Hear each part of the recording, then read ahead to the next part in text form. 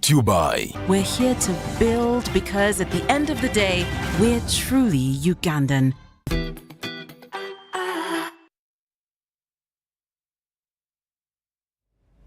A very good evening to you all and welcome to News Tonight, this first edition here on UBC TV. First though, let's have a look at our top stories.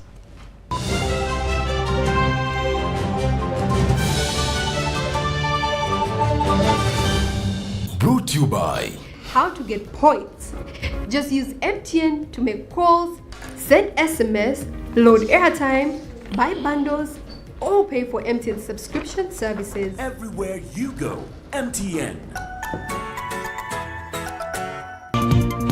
News Tonight, government to start national validation exercise for teachers. Inspectorate of Government to investigate 160 leaders for failing to declare assets. Transformer Cadres Association Uganda seeks referendum process on changing the political system. And in sports, Ugandans to benefit from expert basketball gurus at Lubowa camp. Was brought to you by... Everywhere you go, MTN.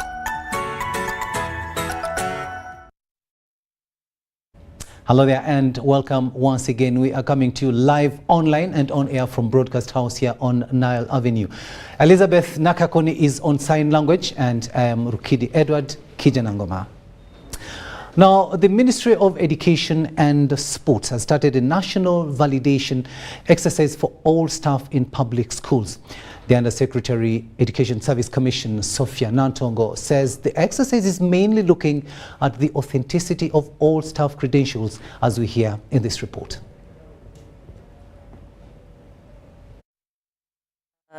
Kick-started our validation exercise. It's a countrywide exercise where we're going to be looking at the authenticity of the documentation that the teachers have.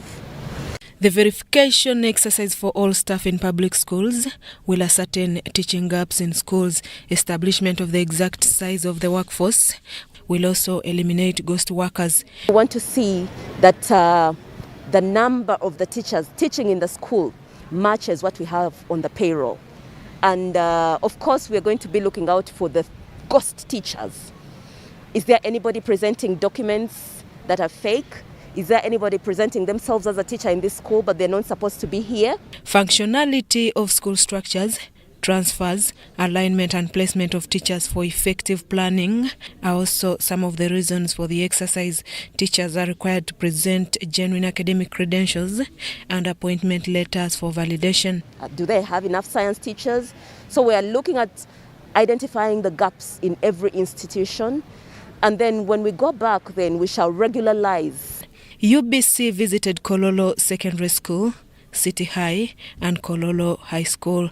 The exercise had already started well, with no glitches registered. We've been suffering with some shortages of staff in some departments, and I believe once this information is availed, it will assist in maybe solving the problem.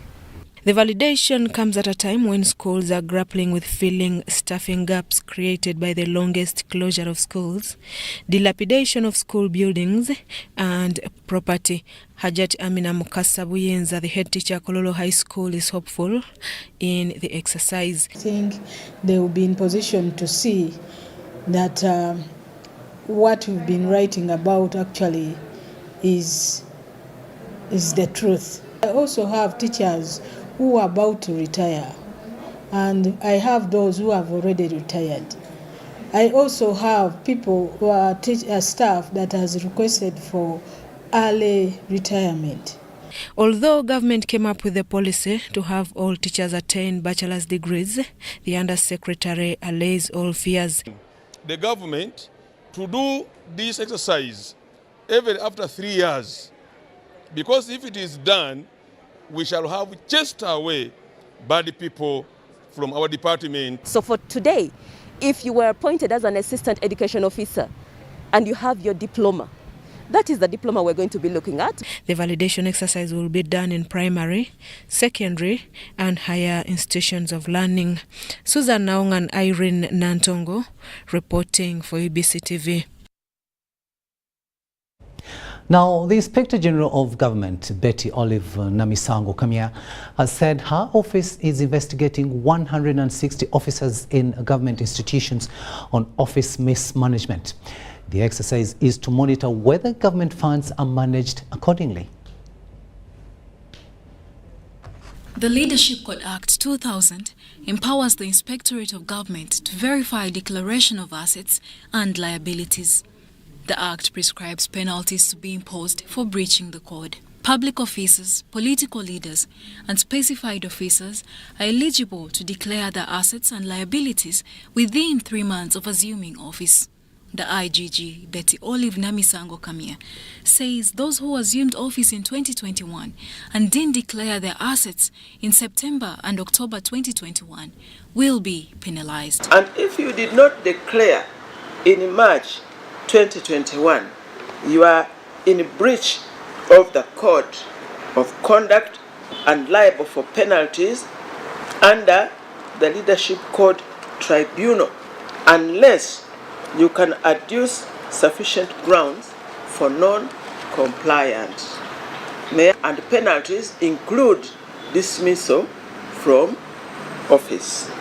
This financial year, the Inspectorate of Government will investigate 160 officers in government institutions identified with unique features in managing resources. This is not witch hunting. Nobody should think, because I've already started hearing that we said we are going to check PSCs and cows, we are witch hunting people. No, we are starting with those people because of their unique responsibilities in management of the resources. We are not witch hunting anybody. We are not suspicious of anybody. We are just operationalizing the Leadership Code of Conduct, which was passed by Parliament. We can say, however, that we have received submissions of declarations from 23,080 leaders. This is 92% compliant. And 182,187 public officers. This is 55% compliant. The IGG attributes and also urges the public to participate in this activity to end corruption. Charlotte Amuge and Lydia Chomkama for UBC News. Time for asset declaration there. Now, police has finally confirmed the arrest of city lawyer Hassan Male Mabirizi, who has been on the run for 2 weeks now. Now, this followed High Court Judge Musa Sekana's order to immediately arrest Mabirizi and be committed to civil prison for 18 months for his continuous attack on judicial officers. Judge Musa Sekana found Male Mabirizi guilty of contempt of court orders for the second time, despite an earlier warning to him to desist from abusing and undermining judges. According to Deputy Police Spokesperson, Kampala Metropolitan Luko Oyesijire, Hassan Male Mabirizi was arrested around Chambogo University main gate and is now in police custody at Jinja Road Police Station. Last month, Judge Musa Sekana fined Male Mabirizi 300 million shillings after finding him in contempt of court when he attacked his fellow judge, Philip Odoki, for dismissing a case Mabirizi had filed against MTN and Capital Market authorities. Take a watch.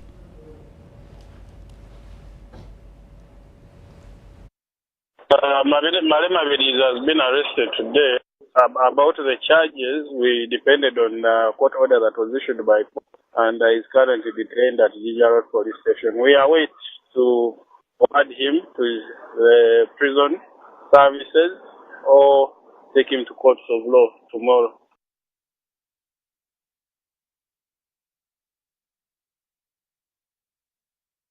Male Mabirizi finally arrested. Transformer Cadres Association Uganda has filed a notice to the Electoral Commission to start a referendum process on changing the political system of governance. The President, Transformer Cadres Association Uganda, Felix Adupa Ongwench, says the move will change governance from the presidential to hybrid parliamentary system. We have more in this report. On January 29, 2022, 2022, Transform Akadas Association Uganda endorsed the proposed referendum on changing the political system of governance from the presidential system to hybrid parliamentary system. They passed a resolution to pursue it. The association has filed a notice to the Electoral Commission for approval. To start collecting signatures to support our referendum cause for constitutional amendment, and the Chairman Electoral Commission has promised to respond to us in the shortest time possible and avail to us all the requirements needed for us to collect the signatures. They want the Electoral Commission to avail a copy of the National Voters Register to facilitate collection of authentic signatures. We are on a national cause. We are pro-people. Some people are treating this as an NRM agenda. It's not all about NRM. It's about people. It's about Uganda. The referendum will facilitate creation of an upper house or senate, adoption of biometric elections in national elections, and operationalization of the regional tier system. Shaidat Nasaku, UBC News. Residents facing eviction in Mityana district have raised complaints to Lands Minister Judith Nabakoba over government failure to address issues of land owned by absentee landlords. The residents noted that in Buganda region, cases of evictions of squatters and tenants could continue. Robert Onyango reports. Residents of Buwenge, Lukira and Migo in Mityana district are living in fear for being evicted from land they have lived on for over years. Residents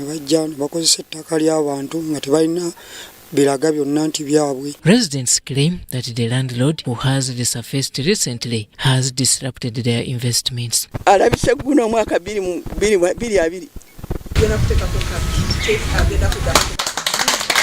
The Lands Minister was also invited to Nkware in Mityana district, where there is a looming eviction.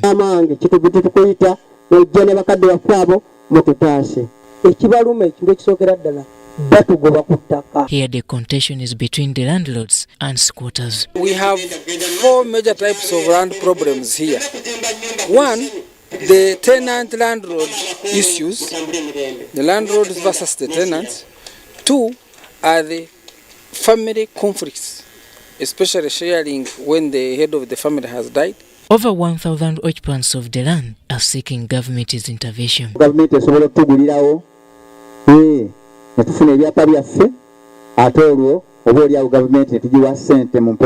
This estate was initially registered under the names of the late Charles Dumba.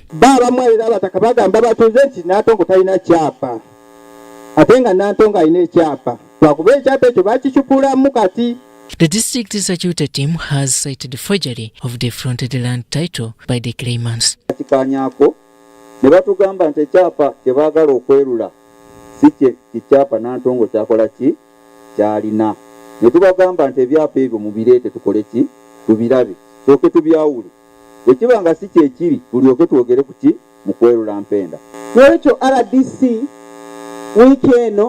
Tendo je ebiwandiiko mu lands. Abantu bano mu wiki eno bawe feedback at least bamanye landlord waabwe yaliwa. Kakati nze nga tuli mu nteeseganya zino ekyapa ekyo RDC gamba Christine kigendeko caveat.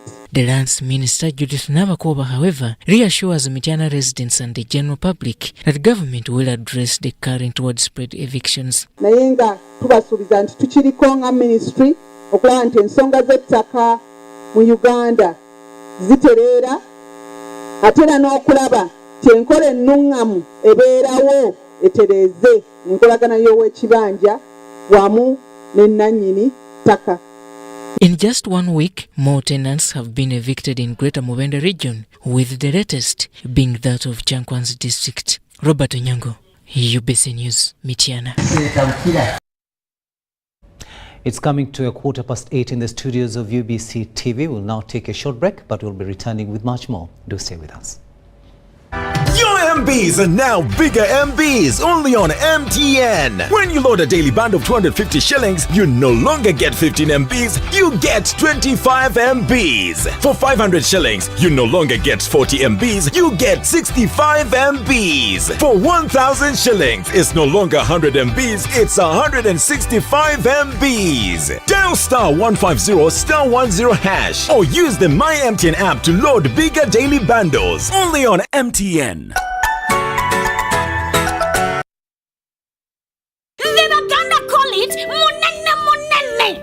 Nyankole, muhango. The actually date don't date. The bagishu, humoba fubalfu. It means king size freshness for all. Movit Family Soap is giving you a fresh start for your family. This soap is indeed so big. Tagwelera muwangazi. It has a great kawowo. Oh naba, no naba, kare no nabi dala. Available in coconut, aloe vera, lemon, and rose. Find the king size Movit Family Soap in all Dukas. Next supermarkets close to you. Movit all day confidence.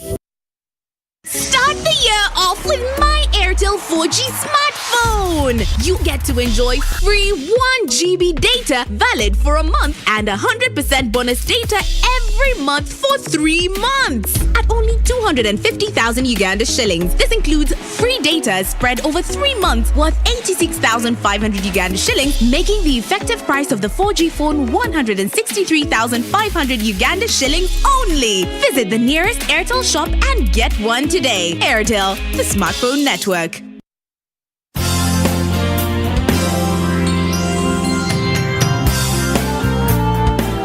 National Medical Stores is a government agency mandated to buy, store and distribute medicines and medical supplies to government health facilities in Uganda. For Ugandans that we serve, help us serve you better by taking your individual responsibilities seriously. Report theft of government medicines and medical supplies to the nearest police station or to the State House Health Monitoring Unit. Do not pay for any medicines or medical supplies labeled Government of Uganda, not for sale. Do all that is within your means to stop all preventable diseases, including COVID-19. Continue observing the Ministry of Health Standard Operating Procedures, SOPs, including wearing a face mask whenever you are in public spaces. Visit a designated health facility to receive your COVID-19 vaccination and a booster dose for those that are eligible. Prevention is better than cure. National Medical Stores, passionate about your life.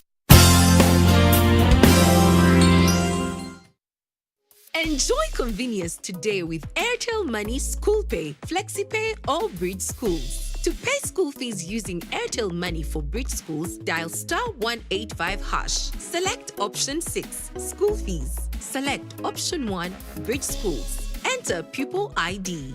Enter the amount. Enter the PIN number to complete payment. Pay school fees conveniently using Airtel Money. Airtel Money. Instant, secure, borderless. Raising voices. Like other fathers across Uganda, I'm standing up to say no to violence against children. I commit to give my children a violence-free childhood. As fathers, we can make Uganda safer for our children. I promise to speak out when I see violence. In this time of COVID, what is your promise to the children of Uganda? Because a violence-free childhood is everyone's right. Raising voices. You know, you could just buy a new smartphone from anywhere in Uganda. Dial *175*94# to activate their 100% double data bonus offer on weekly or monthly bundles for 3 months. Better yet, you automatically receive free 1 GB valid for 30 days. You are hooked already, aren't you? Enjoy 100% double data bonus from Airtel. Buy a smartphone from anywhere in Uganda and insert an Airtel SIM card. Dial *175*94# to activate a 100% data bonus offer on weekly or monthly bundles, valid for 3 months. Dial *175# and select your preferred bundle to activate a 100% data bonus offer on weekly or monthly bundles, valid for 3 months. Airtel, the smartphone network.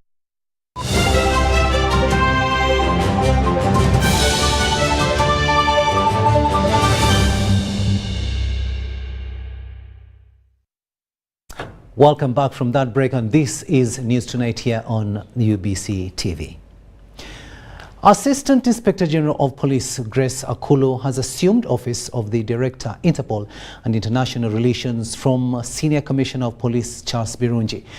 Grace Akulo has been the Director CID for some time now, as we hear in this report.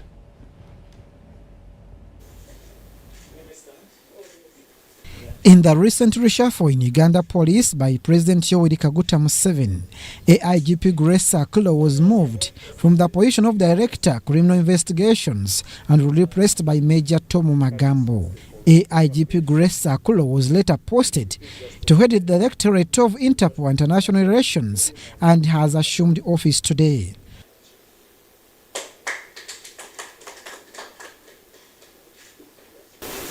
I've also noted the challenges and areas which are for fast tracking. I'm going to fast track these.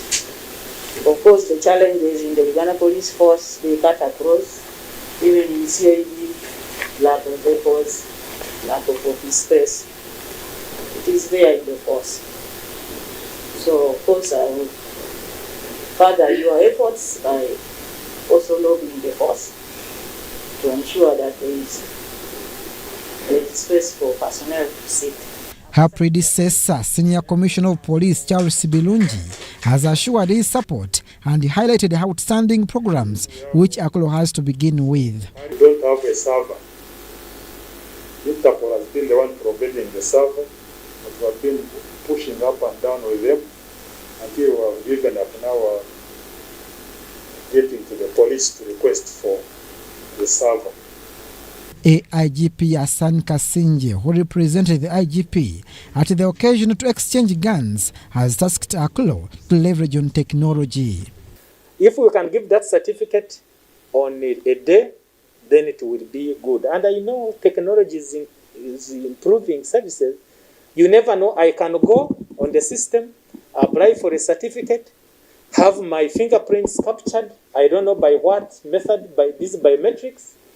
I pay, I submit, and then I have my certificate printed without even going out of my office. And I think that day will come. Senior Commissioner of Police Charles Birungi has been posted as Deputy Director Production. Abdul Nasser Lubama, UBC News.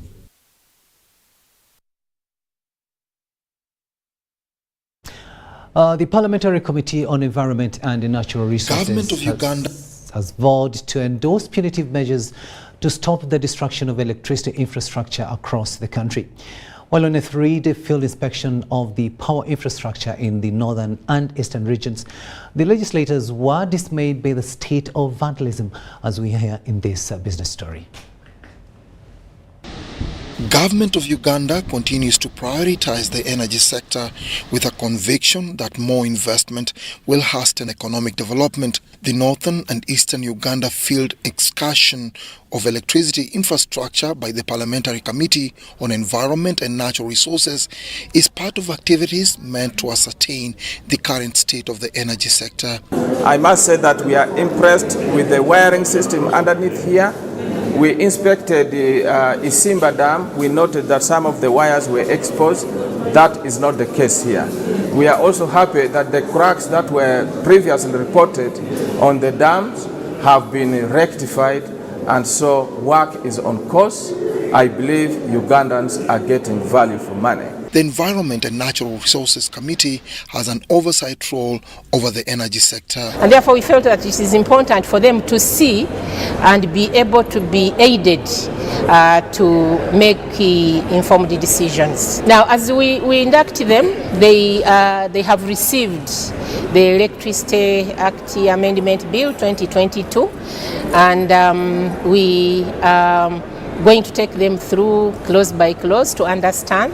On the tour in the north, the legislators had a first-hand experience on vandalism and its varied social and economic consequences. The vandalism on the ground, it is a big challenge, and it looks like it is an insider job or somebody trying to fail the system to work very well. They vowed to support tough punitive measures against vandalism as recommended in the Electricity Act Amendment Bill 2022. Pay 1 billion, that will be deterrent enough for them. And of course, we shall also charge whoever transports the pieces that they cut from these pylons. We shall also charge whoever buys. The new bill is meant to amend the Electricity Act 145. It will, among others, increase fund allocation to the regulator from 0.3% to 0.7%. How can you regulate the whole vast area when you are based in Kampala? We want ERA to open stations as close to the end user as possible to assure the quality of electricity and the reliability of power supply. The MP's field excursion covered Kawanda, Soroti and Mbale Industrial Park substations and the 600 Karuma hydropower project. They also toured solar power plants in Soroti, Tororo and Mayuge districts, and lastly made a stopover at Skol Lugazi to inspect the new thermal power plant. Dennis Egoa and Charlotte Amuge for UBC News.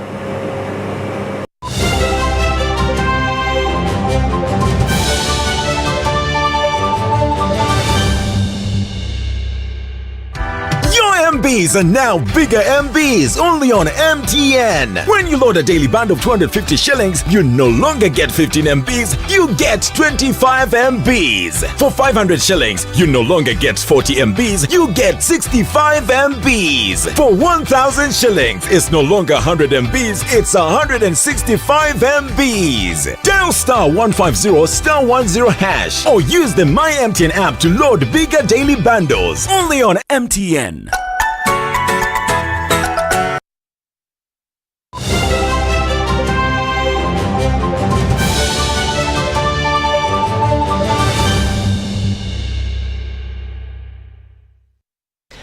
Sports news now, and Uganda's chances of having players in top basketball leagues have been boosted by launching of a Fiba Youth National Camp at Africa Bible University in Luboa.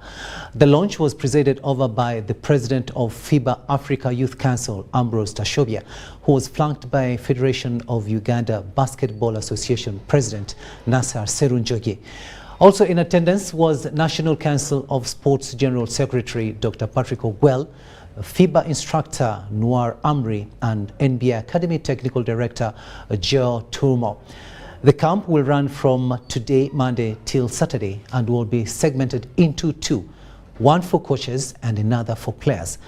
The coaches session ends on Wednesday, while the players will be starting Thursday till Saturday.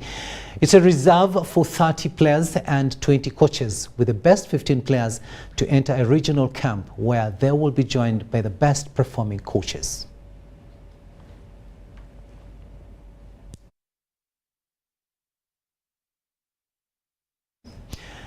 And we've almost come to the end of this bulletin, but before we leave you, let's have a quick reminder of our top stories.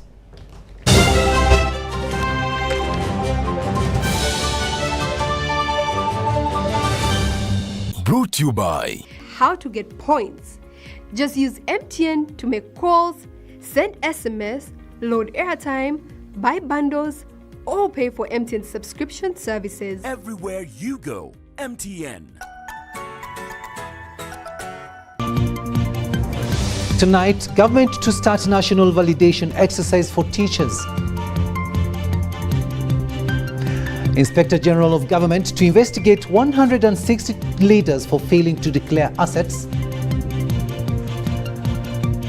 Transformer Cadres Association Uganda seeks referendum process on changing the political system of the country. And in sports, Ugandans to benefit from expert basketball gurus at Lubowa camp.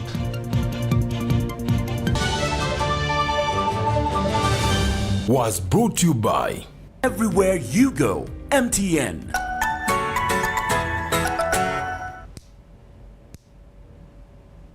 And that brings us to the end of this first edition of News Tonight here on UBC TV. Our next bulletin is at 10 p.m. when Elizabeth Nakakuni and I will be meeting you. Stay tuned.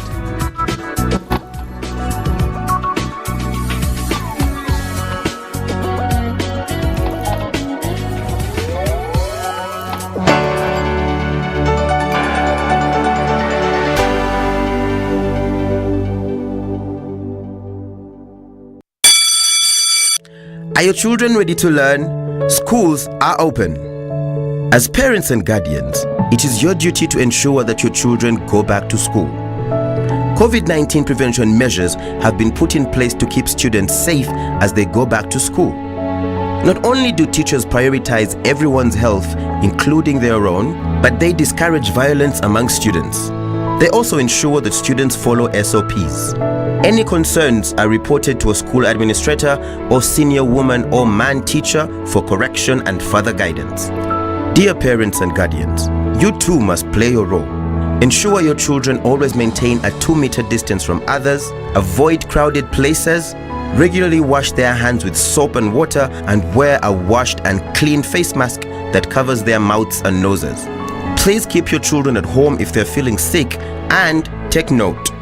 In our effort to keep students safe, there are no visitation days or any other school visits allowed. Let's share knowledge, not COVID-19. This message is supported by the Ministry of Health, Ministry of Education and Sports, and UNICEF. Stay safe.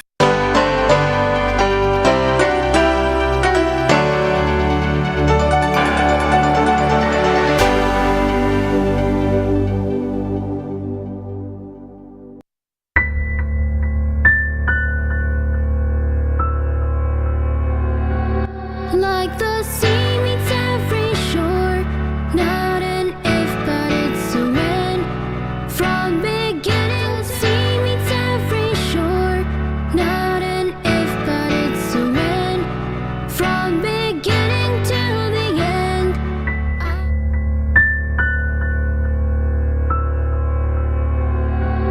Like the sea meets every shore, not an if but it's a when.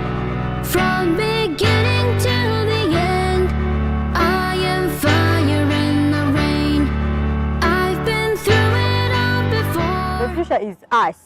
As you see us seated here, we are the future of tomorrow. That's the truth. My name is Susan Awor. You are on The Life I Live. I have very beautiful kids with me here. Someone would be asking what they're doing at The Life I Live. They're first telling me their names. After their names, then we can start from there. Let's start with her. Hi. You're going to briefly tell us your names. Okay, I'm okay. Our names. Yes, finger spell. My name is Kayongo Alice. Okay, she's Kayongo Alice. Maybe her names. Yes. My name is Nabakoza Shivan. Shivan. Are you people sisters? No, we're different. From different families. homes. Yes. But you study in the same school.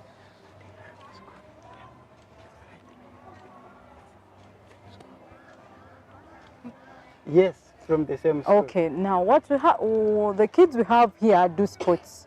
And when I heard about sports, I had to look for them because we always know sports are for people, these people. But this time we're not left out. Did you know that they do sports and we are yet to know which sports, when did they start, why sports of all? You're going to briefly tell us the class you're in. Let's start with her again. Your class, then she tells us her class.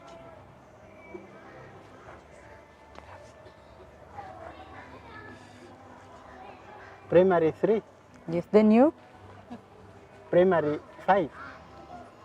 4 or 5? Primary 5. 5, eh? Yes. Okay, you're doing sports, that's right? Yes, we do. You do sports. Okay, yes. You're briefly going to tell us, later tell us which sports and when did you start these sports?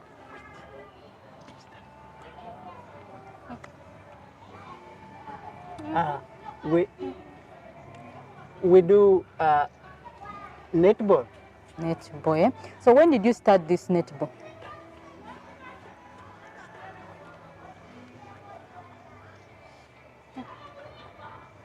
Like 3 weeks ago.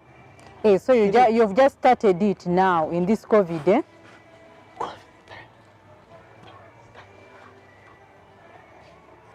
Yes, yes, please. Hey.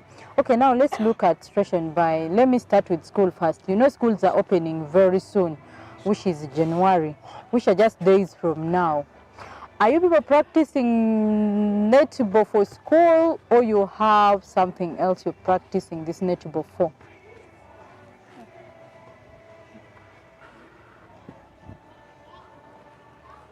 Is it part of the school activity, or you're doing it as a team out of school? Saying we do for physical fitness. Physical fitness, yes. So let's say you're doing it for just. There is nothing like after here we have the next step.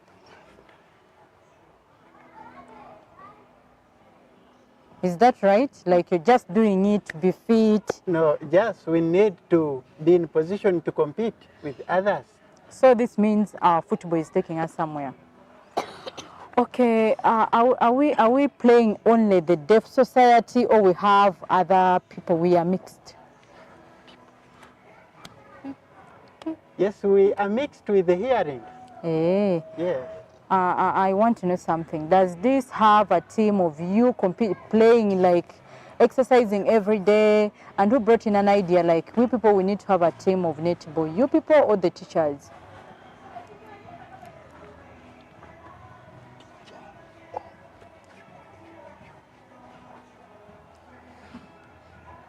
Yes, the children, us as people. So how many are we in this team?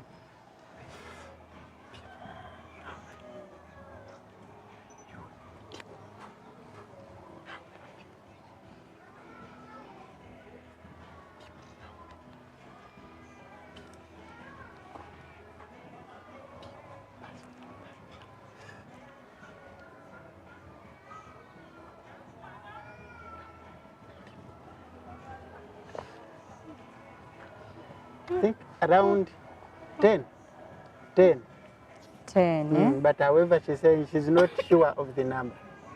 Okay, when you're doing something, I think there are still kids who can understand why we are too slow, and the show is kind of because they're kids. You don't expect them to answer like someone big or like Susan will do, and you don't also expect them to be faster. Netball is one of the sports that is done at school for someone who hasn't been at school before. Now, netball, growing up, I wanted to be a netballer, though the other comment I'll not say it, but if you have a talent for yourself, spot it out and go for it. And I think the mixing part of it, it's quite interesting, finding that the deaf children are playing with these other normal children. I think we need to one day bring in a hand and say, okay, if they can do, we can do too. Okay, let's look at inspiration.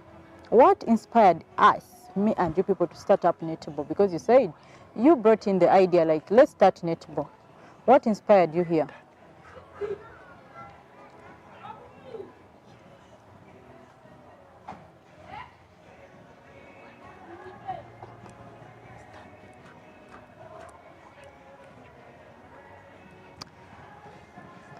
This show shouldn't bore you. We have kids, so when we have kids, we take time. Yeah. They have to understand the question. We have teams that we admire.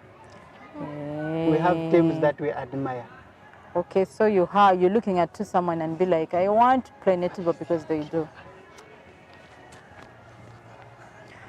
Okay, I'm going to want a moment of you people playing netball. What is that one moment, you know, and you be like, in this moment, if I get the ball, the best pass I can do, I don't know if they're called pass or I can do. If you ask me for cameras, I would be better on that. What is that one moment you feel it is worth playing netball?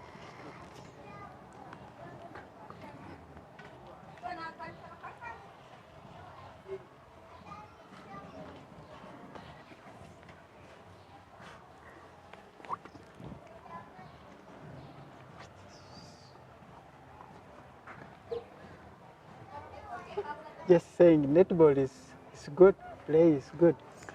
Okay, you're going to tell me challenges. I want her to answer, not her. I want her to answer me challenges you face as a deaf child. Then I'll connect to a parent in the society to share with us. Let it be, how does it take, how does it feel, are they interesting? Okay, let's start with some of the challenges. Maybe we might Me and someone out there might work on it, and this doesn't be a challenge next time we hear about it.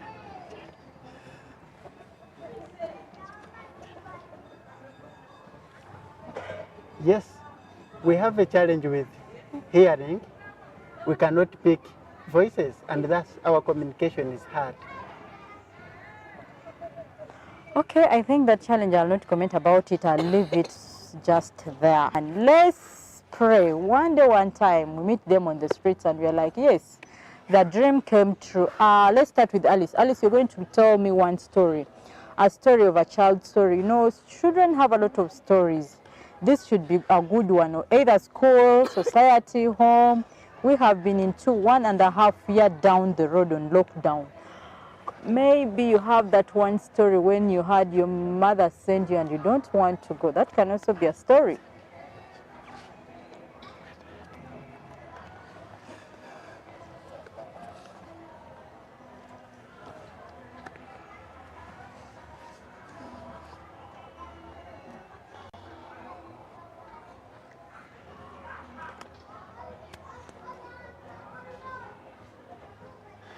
Yes, I fear my parents.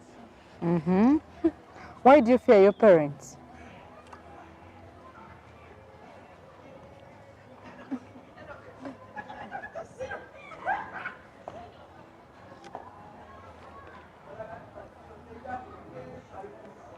Yes? Respect. Respect, yeah?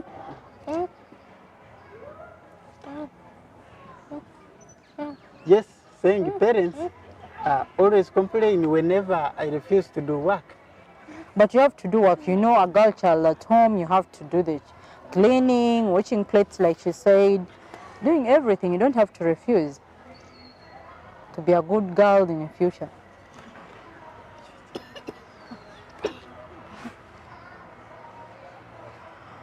Okay, I think the plain part has taken my mindsets. After here, I'll be thinking of also living in Uganda just for holiday, because now the dreaming is becoming so high and we believe here anyone can do. You just believe in yourself, work for it, and you're good to go. And if you're out there and you're yet to lose hope, think about someone who has a plan for 20 years and is still praying. So don't just lose hope. You lose nothing to lose hope. Hope comes in and work for it and work for it. You don't lose hope. Don't lose hope. Don't lose hope. I'll repeat it. Let me connect to our dear parent in the society who is going to take us through what it takes, how it feels, is it worthy? You know, when it comes to parent, one question comes into my mind because I am a parent and I know what it takes to be a parent. So we are on parent just now.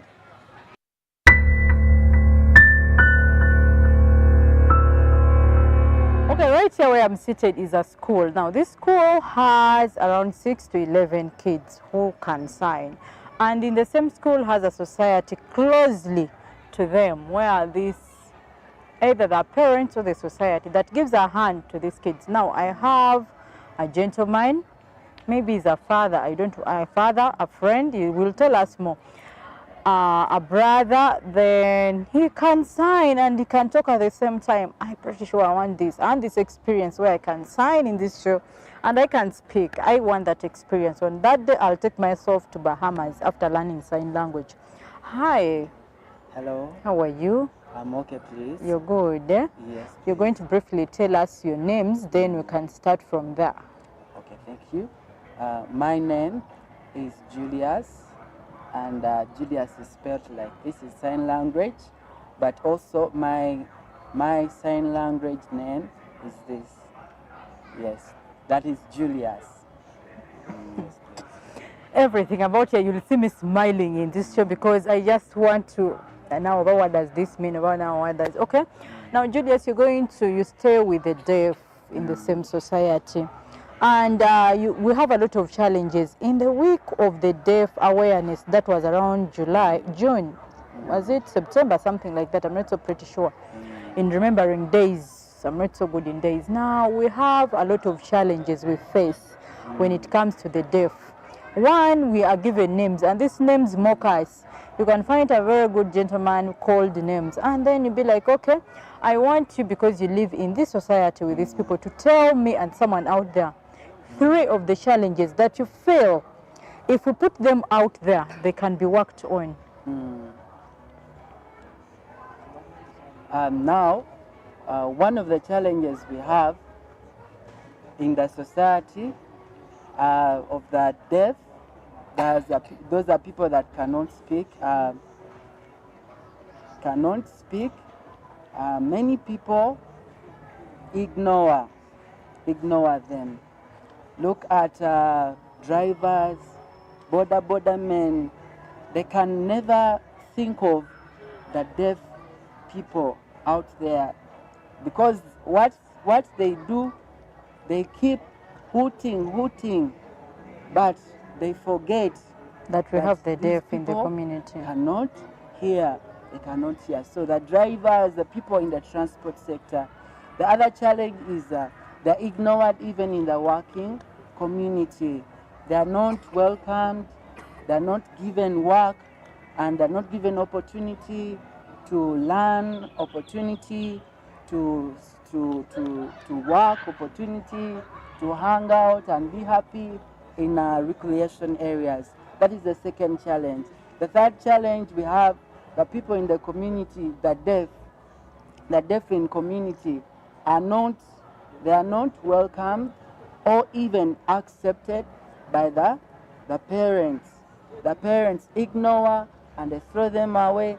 They don't even care to know what is happening to the children or even other deaf people out there. So we have the challenge with the parents. Some parents, they have a challenge with the other people in transport, and also another challenge in the people in the community as well. Yes. Okay, I think those 3 challenges now come back to me and you. Now, when you look at transport, that can be kindly worked on. When someone can't speak, I think they can sign. You know that.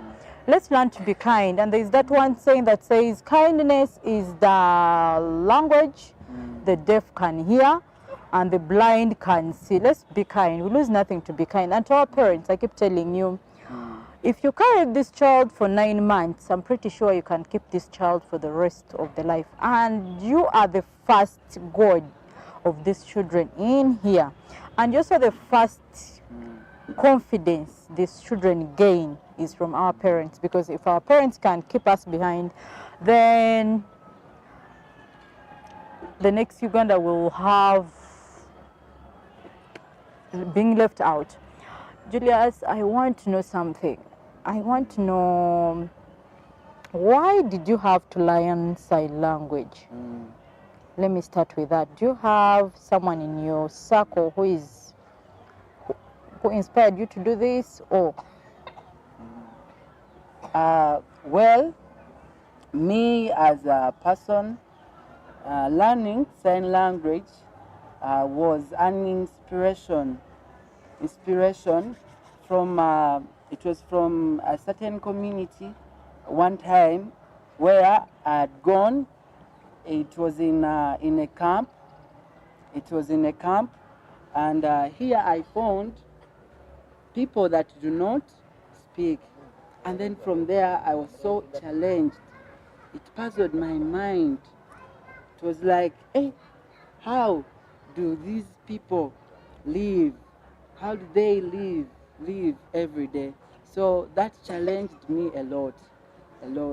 And from there, I started wanting to learn more. You will excuse me when we are interpreting in sign language. It's like broken English. So that's why you see at times when you're speaking, at the same time you're interpreting, it's like broken English. But well, from that, personally, I love people.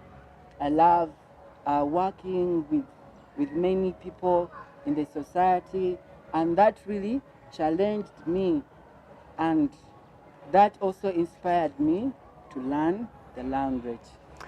your challenge can make you be out there, and you see like, okay, my challenge is here to make me, so I can't speak and sign at the same time. From here I'll be challenged the same way. You're going to give an advice to the society because you are in them, you are in that circle. I want you to give in a comment, an advice to someone out there on UBC to know that this is too normal and it's okay, fine, it's okay, it's becoming fine and okay every day. Well, first of all, I want you to know that the deaf, the blind people, people with disabilities are also, they are also people like you and me. So we as a community, as the government, we need to help all of them. First, as a parent, you should know that that girl or that boy, your child, is also a blessing from God, is a blessing from God. So, and God cannot do a mistake. It's not a mistake from God, but each child, every child that God gives you is a blessing. It is a blessing. Okay, the blessing part is where I'm going to enter in and connect to another parent. The blessing part, God will never make a mistake. Yes, let's take that. And it is always a perfect one. God is never wrong. God is never late. God is never... He is God, that is him. So the rest of it, it's for God. I'm connecting to another parent who might have a child living in the same circle. Let's hear from parents. Maybe because school is starting, by the time we get back to school, I'm pretty sure a mother who had lost hope completely is going to gain it after this show.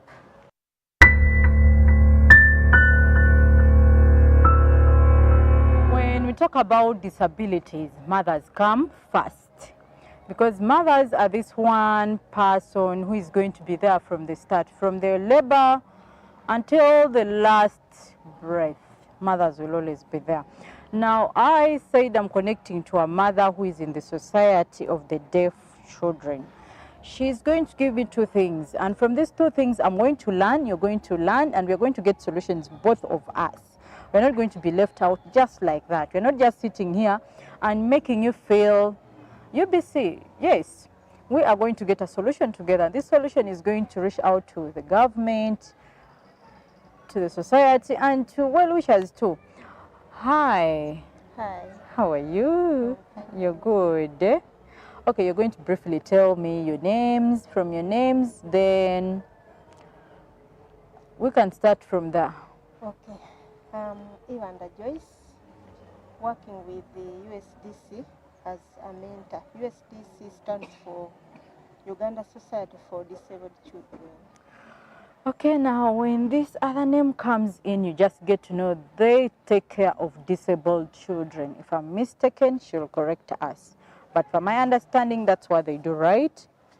Yeah. Yes. Now you're going to tell me and someone on UBC. Let's start with the challenges, because challenges will never stop. We're going to sing, but we want to know the actions.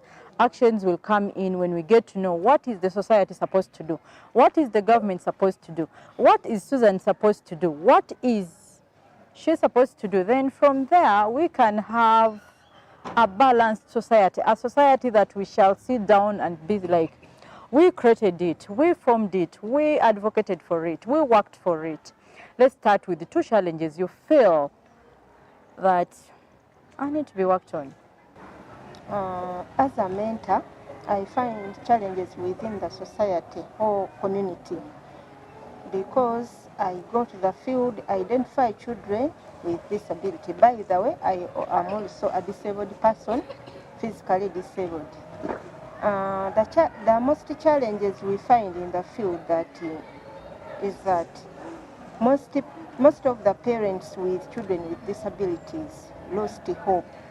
They think having children with disabilities is a curse. Yeah, those are not children.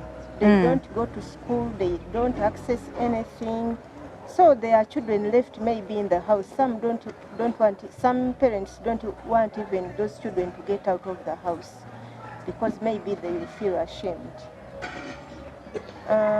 Another challenge is that within the community, those children are ignored. They are not taken as children who will associate with others. And for us, our main aim is to motivate those children associate with others, that the lame child, the lame person can do something that can also be done by that one who has no disability. Okay, I think from there I pick something and I'll tell myself, let's stop ignoring people and let's stop thinking people cannot. Let's give them a hand and a try. They will put us into right and make us believe they can do. Let's get way forward. Let's look at what should be done. What should the society be doing for these children? What should Susan be doing or advocating for here? Or what should the government do to make sure we don't go through this stigma? Because the awareness is always there. What should we be doing now? For the government, most of these schools for children with disabilities are too expensive. I think what they can do is to allocate teachers of maybe sign languages and whatever to government schools, because private schools, the ones with the teachers who can teach sign languages are expensive. Yeah, but they are too expensive. Now, even parents fear to go there.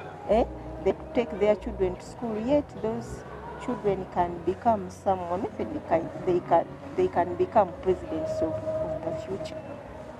So, government should allocate sign languages teachers to government schools, so that maybe the parents can pay less money or fees for their children, so that they also become someone in the future. Yes. And to the society, what should we do, including me myself? For the society, I will start with the parents themselves of those children, because, as you say, having a child with disability is not a curse. So they should take care of their children as others. They take them to school, they give them services as those ones without disabilities, so that they also fit within the society. Okay, I think you've heard from her mouth, being that she has a physical disability and she's a mentor, she has the right advice to us. I think if your name has been mentioned or your area has been mentioned, me and you can sit down and think about what we can do. This not living on the same show, I have another parent who is going to give me one or two, how she feels, what she feels is right and what she feels we should do. Maybe we can be remembered for the better of tomorrow.